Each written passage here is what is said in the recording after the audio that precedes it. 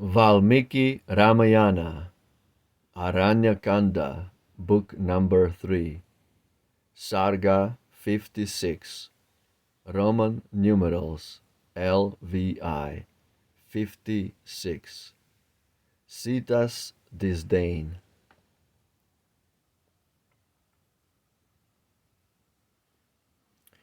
His words the mighty lady heard, oppressed by woe, but undeterred.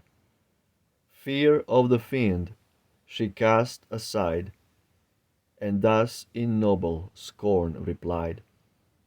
His word of honor never stained, King Dasharatha nobly reigned.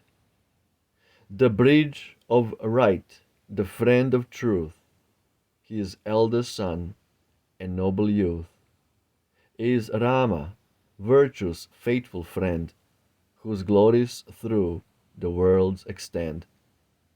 Long arms and large full eyes has he, my husband, ye, a god to me. With shoulders like the forest king's, from old Ikshwaku's line he springs. He, with his brother Lakshman's aid, will smite thee with the vengeful blade. Hadst thou but dared before his eyes to lay thine hand upon the prize, thou stretched before his feet hadst lain, in Janastan like Kara slain. Thy boasted rowers of the night, with hideous shapes and giant might, like serpents when the feathered king swoops down with his tremendous wing, will find their useless venom fail when Rama's mighty arms assail. The rapid arrows bright with gold, shot from the bow he loves to hold, will rend thy frame from flank to flank as Ganga's waves erode the bank. Though neither god nor fiend have power to slay thee in the battle hour, yet from his hand shall come thy fate, struck down before his vengeful hate. That mighty Lord will strike and end the days of life thou hast to spend. Thy days are doomed, thy life is sped, like victims to the pillar led. Yea, if the glance of Rama bright with fury on thy form should light, thou scorched this day wouldst fall and die, like Kama slain by Rudra's eye. He who from heaven the moon would throw, or bid its bright rays cease to glow, he who could drain the mighty sea, will set his darling Sita free. Fled is thy life, thy glory fled, thy strength and power, each sense is dead. So Lanka, widowed by thy guilt, will see the blood of giants spilt. This wicked deed, O cruel king, no triumph, no delight will bring. Thou with outrageous might and scorn a woman from her lord hast torn. My glorious husband far away, making heroic strength his stay, dwells with his brother void of fear, in Dandak forest lone and drear. No more in force of arms confide, that haughty strength, that power and pride. My hero with his arrowy rein from all thy bleeding limbs will drain, When urged by fate's dire mandate nigh, comes the fixed hour for men to die. Caught in death's toils, their eyes are blind, and folly takes each wandering mind. So for the outrage thou hast done, the fate is near, thou canst not shun. The fate that on thyself and all, thy giants and thy town shall fall. I spurn thee, can the altar die?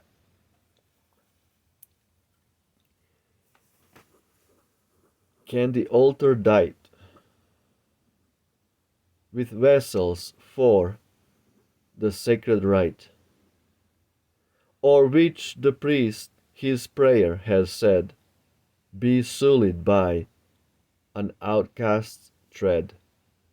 So me, the consort dear and true of him who clings to virtue too, thy hated touch shall ne'er defile, base tyrant, lord of Lanka's isle.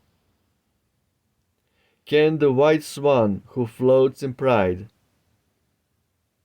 through lilies by her consort's side look for one moment as they pass on the poor diver in the grass? This senseless body waits thy will to torture, chain, to wound or kill.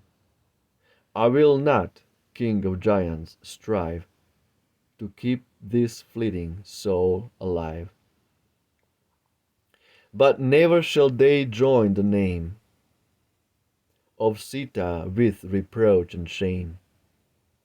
Thus, as her breast with fury burned, her bitter speech the dame returned. Such words of rage and scorn the last she uttered at the fiend she cast. Her taunting speech the giant heard, and every hair with anger stirred. Then thus with fury in his eye, he made in threats his fierce reply. Hear, my mighty lady, hear my speech, to my words and ponder each. Thy head 12 months shall fly, and thou thy love wilt still deny. My cooks shall mine mince thy flesh with steel, and serve it for my morning meal.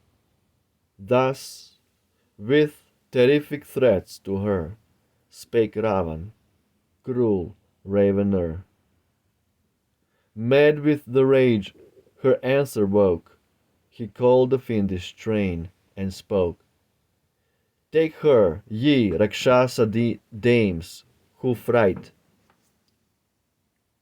with hideous form and mean the sight, who make the flesh of men your food, and let her pride be soon subdued.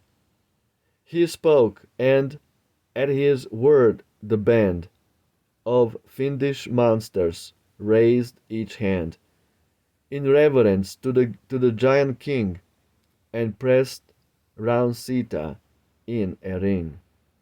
Ravan once more with stern behest to those she-fiends his speech addressed. Shaking the earth beneath his tread, he stamped his furious foot and said, to the Ashoka garden bear the dame, and guard her safely there, until her stubborn pride be bent by mingled threat and blandishment. See that ye watch her well and tame, like some she-elephant the dame. They led her to that garden where the sweetest flowers perfumed the air, with bright trees bore each rarest fruit, and birds enamored ne'er were mute. Bowed down with terror and distress, watched by each cruel giantess, like a poor solitary deer when ravening tigresses are near.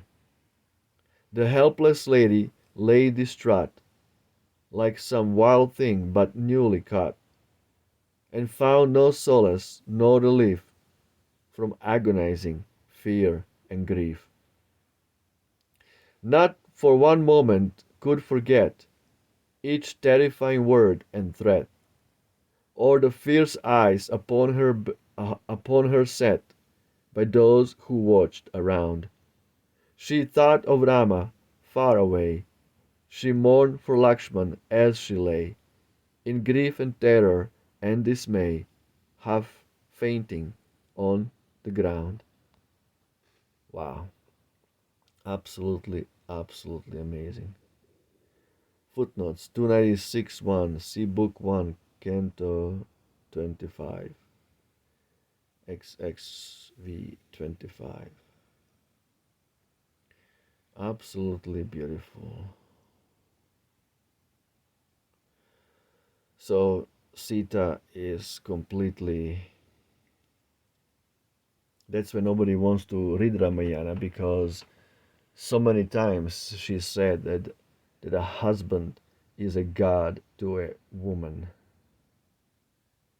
to a wife, and the modern cannibals, rakshasas, didn't like to hear that,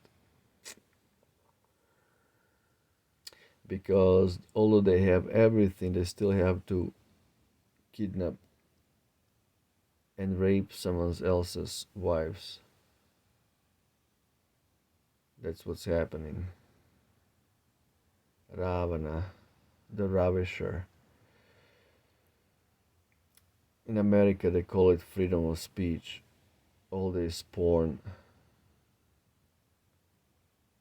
they're literally raping their own mothers, daughters, sisters, friends, right in front of everybody. Just bluntly raping women. Women in general are easily manipulated by men. So this is the Rakshasa civilization where everybody eats cows. Cow eating is considered cannibalism.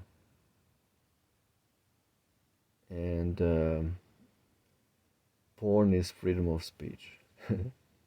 Imagine. Eating your own mother and raping your own mother, daughters, sisters, nieces, friends, family members, like literally gang raping them. That's Ravan civilization, the Rakshasas. And Sita is